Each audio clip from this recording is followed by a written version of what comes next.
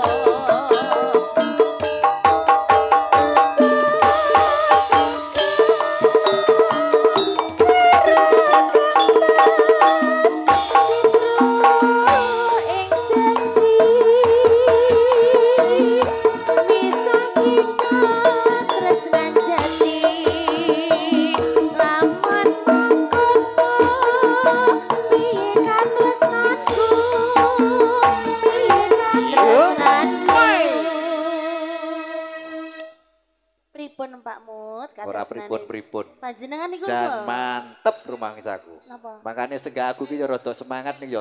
Jan nekat.